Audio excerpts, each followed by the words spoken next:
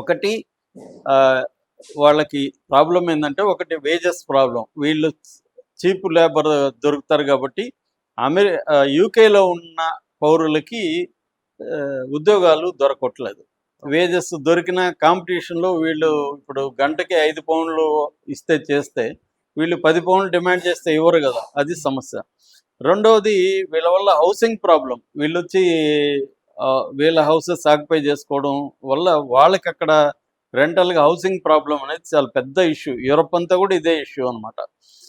మూడవది నేరాలు పెరగడం, క్రైమ్ రేట్ పెరగడం. మొన్న కూడా మా ఫ్రెండ్ ఒక ఆయన తన లండన్ అనుభవాలు రాశాడు. ఆయన వస్తుంటే సెల్ ఫోను 10 గంటల రాత్రి జనం ఉన్నారు, అయినా కూడా ముగ్గురు వచ్చి సెల్ ఫోన్ ఆయనది లాక్కుపోతే మొత్తానికి కష్టపడి దాన్ని వెనక్కి తీసుకున్నాడు. కొంత దూరం వస్తుంటే ఇంకొక దగ్గర కూడా పోలీసులు ఒక సెల్ ఫోన్ దొంగను పట్టుకున్నారని. సో ఇలాగా ఇది చాలా దేశాల్లో కూడా కామను. అట్లాగే లండన్లో కూడా ఇది జరుగుతుంది. ఇక నాలుగవది ఏంటంటే కల్చరల్ లెవెల్. అంటే ఎక్కడ చూసినా ఇప్పుడు వీళ్ళు వెళ్ళిపోయి ఆ సంఘాలు పెట్టేసి అక్కడ భారతీయులు కావచ్చు, మిగతా దేశాలు వాళ్ళ కమ్యూనిటీ సంఘాలు పెట్టి వాళ్ళ వెల్త్ని ప్రదర్శించడం, వాళ్ళ కల్చరల్ ఇది. మా ఇందాక ఫ్రెండ్ చెప్తున్నాడు, న్యూజెర్సీలో మన హిందూ టెంపుల్ 100 ఏకర్స్లో ఉందంట ఒకటి. అలాగే పెద్ద పెద్ద టెంపుల్స్ పెట్టడం, వీళ్ళు పెద్ద పెద్ద పొజిషన్ ఇచ్చాం. మొన్న కూడా స్కాట్లాండ్లో చూస్తే వినాయక ఊరేగింపు హైదరాబాద్లో జరిగినట్టు జరుగుతుంది. దీనివల్ల లోకల్గా ఉండే వాళ్ళకి ఒక అభద్రత ఫీల్ అవుతారు. వాళ్ళు మెజారిటీ, ఎవడో మైనార్టీ గార్డ్ వచ్చి వేరే దేశం నుంచి వచ్చి వాళ్ళ కల్చరల్ని మన మీద రుద్దుతున్నారు, తప్పట్లు ఇవి హంగామా నాయిస్ ఇవన్నీ చేస్తున్నప్పుడు లోకల్ వాళ్ళకి కోపం వస్తుంది. అట్లాగే ఇంకొక యాంగిల్ వచ్చి టాప్ 10 బిలియనీర్స్ తీసుకుంటే లండన్లో అంటే యూకేలో టాప్ 10లో ఓన్లీ 2 మాత్రమే బ్రిటిష్ వాళ్ళు ఉన్నారు. టాప్ 5లో ఒక ఇండియన్ ఉన్నాడు. టాప్ 1 వచ్చి ఇండియనే అక్కడ బిలియనీర్ అంటే రిచెస్ట్ పర్సన్. ఇది సండే టైమ్స్ రీసెంట్గా ఒక లిస్టు ప్రకటించింది. ఆ లిస్టు ప్రకారం చూసుకున్నప్పుడు టాప్ 5 మాత్రం ముందు చెప్తాను. టాప్ 5 ఎవరుంటే గోపి హిందూజా అండ్ ఫ్యామిలీ. వీళ్ళకి వచ్చి ఇండస్ట్రీస్, ఫైనాన్స్ ఉంది. వీళ్ళు 35.3 బిలియన్ బ్రిటన్ పౌండ్స్ అంటారు, జీబీపీ అంటారు, గ్రేట్ బ్రిటన్ పౌండ్ అని. ఈ 35.3 బిలియన్ల వర్త్ ఉందనమాట హిందూజా ఫ్యామిలీ. నెంబర్ 1 అది రిచెస్ట్. సెకండ్ వచ్చి డేవిడ్ సైమన్ రూబిన్. వీళ్ళది రూబిన్ బ్రదర్స్ అని ప్రాపర్టీ టెక్నాలజీ రంగాల్లో ఉంటారు. వీళ్ళది 26.9 బిలియన్.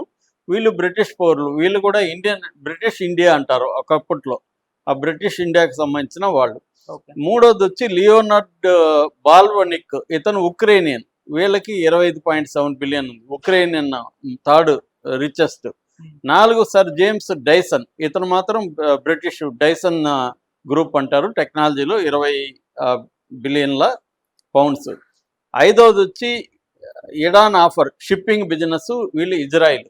అంటే ఈ 5లో ఒక బ్రిటిషు, ఒక ఇండియన్ బ్రిటిషు, ఒక ఇండియను టాపు, ఒక ఇజ్రాయిల్. ఇది పరిస్థితి అనమాట వీళ్ళది.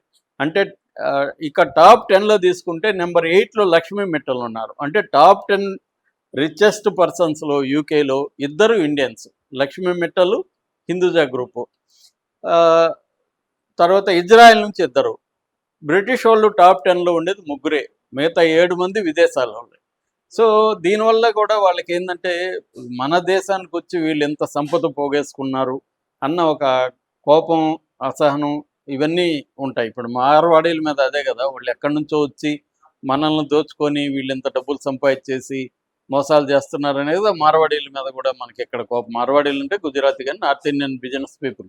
సో ఈ సేమ్ అక్కడ కూడా అది యూకేలో టాప్ 10 రిచెస్ట్ పర్సన్స్లో ఓన్లీ 3 మాత్రమే బ్రిటిష్ వాళ్ళు, మిగతా అంతా బయట వాళ్ళు, అందరూ ఇండియా వాళ్ళు 2. కాబట్టి సహజంగానే ఉంటుంది. అట్లాగే ముస్లిం పాపులేషన్ కూడా ఈ మధ్య అక్కడ పెరిగింది. దాదాపు 15% ముస్లిం population. Second largest religious group అది ఫస్ట్ క్రిస్టియన్, సెకండ్ వీళ్ళు అనమాట. సో ఈ కంట్రీస్ నుంచి వస్తున్న కొన్ని ఏరియాలు ఉంటాయి, పాకిస్తాను అక్కడ లాబీలు ఉంటాయి. నేను లాంగ్ బ్యాక్ 10 ఏళ్లకు ముందు అప్పట్లో సినిమా షూటింగ్లు ఎక్కువ జరిగేవి, రాయితీలు ఇచ్చేవాడు. అలాగే ఒక గ్రూప్ వస్తే నేనే ఫెసిలిటేట్ చేస్తాను. నాకు బాంబేలో ఫ్రెండ్స్ ద్వారా వాళ్ళు యూకే నుంచి వచ్చారు. అప్పుడు నేను అడిగాను, ఈ క్రైము ఇది ఎలా ఉంటుంది, ఇమ్మిగ్రేషన్. నేను ఒక సబ్జెక్ట్ కూడా అప్పుడు ప్రిపేర్ చేశాను, ఇమ్మిగ్రేషన్ మాఫియా కాన్సెప్ట్. అదేంటంటే ఇక్కడ నుంచి అసిస్టెంట్ డైరెక్టర్ ఒకడు వెళ్ళి లండన్‌లో ఆహ్, క్యాజువల్‌గా వాడు ఇమ్మిగ్రేషన్ మాఫియాలోకి ఎలా వెళ్ళిపోయాడు అనేది బేసిక్ కథ అనమాట. హ్మ్. సో, అతను చెప్పింది ఏంటంటే కొన్ని ఏరియాల్లో అసలు మనం వెళ్ళలేము. సౌత్ లండన్ ఏదో చెప్పాడాయన. ఆ ప్రాంతాల్లో ఈ పాకిస్తానీ కొంతమంది ముఖ్యంగా ముస్లిం క్రిమినల్ గ్రూప్స్ చాలా బలంగా ఉంటాయి. హ్మ్. నైట్‌లో అయితే అసలు వెళ్ళలేము మనం అనేది ఆయన చెప్పాడు నాకు, ఆ బ్రిటిష్ వ్యక్తి. సో, అలాగా ఇక్కడేందంటే క్రైమ్ గూడా ఇది ఉంది. రెండోది ఇందాక చెప్పిన రీజన్స్ అంతా గూడా వాళ్ళకి వర్క్ ఆహ్, లైవ్లీహుడ్ వాళ్ళదైతే ఇబ్బంది గానీ, తర్వాత వాళ్ళకున్న కాస్ట్ ఆఫ్ లివింగ్ పెరిగిపోవడం గానీ, కల్చరల్ డామినేషన్ గానీ, అట్లాగే రిచెస్ట్ పర్సన్స్‌లో ఎక్కువ వీళ్ళే ఉండడం గానీ, ఇవన్నీ వాళ్ళకి కోపం తెప్పిస్తున్నాయన్నమాట. ఆయా దేశాల్లో ఉండే సమస్యలు వీటి వల్ల. రెండోది దీన్ని రెచ్చగొడతా ఉండేది ఏందంటే, అక్కడున్న రైట్ వింగ్ మీడియా గానీ, రైట్ వింగ్ పొలిటికల్ పార్టీలు, కల్చరల్ ఆర్గనైజేషన్స్ వీళ్ళందరూ దీన్ని భూతద్దంలో సమస్యని ఇంకా భూతద్దంలో ఇప్పుడు అదే గదా మనకిప్పుడు ఆహ్, మార్వాడీలది గూడా ఏంది కొంతమంది ఏం చేస్తున్నారు దాన్ని ఇంకా భూతద్దంలో. ఎవడో ఒకడు కొడితే మొత్తం మార్వాడీల మీద రావడానికి కూడా అదొక రీజన్. అంటే ఇమ్మీడియేట్ రీజన్ అనుకో. హ్మ్. అట్లాగే గార్డియన్‌లో మొన్నే ఒక ఆర్టికల్ వచ్చింది. దీంట్లో సమస్య కంటే కూడా వీళ్ళే ఎక్కువ దాన్ని ఫోకస్ చేసి చూపిస్తున్నారు. ఇప్పుడు సోషల్ మీడియాలో ఫేక్ న్యూస్ స్ప్రెడ్ చేసి ఇవన్నీ చేస్తున్నారు. కొన్ని పొలిటికల్ పార్టీలు ఇవే చేస్తున్నాయనేది ప్రధానంగా చెప్తున్నారు. ఏదేమైనా ఇండియన్స్‌కైతే కొంత ఇబ్బందిగానే ఉందని చెప్పొచ్చు. ఎందుకంటే మన వాళ్ళు అక్కడికి వెళ్లి ఉండడం అనేది కొంత ఇబ్బందిగానే ఉంది. సో, అన్ని చోట్ల ఇప్పుడు ప్రపంచంలో అనేక చోట్ల కూడా ఈ ఇబ్బందులు కనిపిస్తున్నాయి.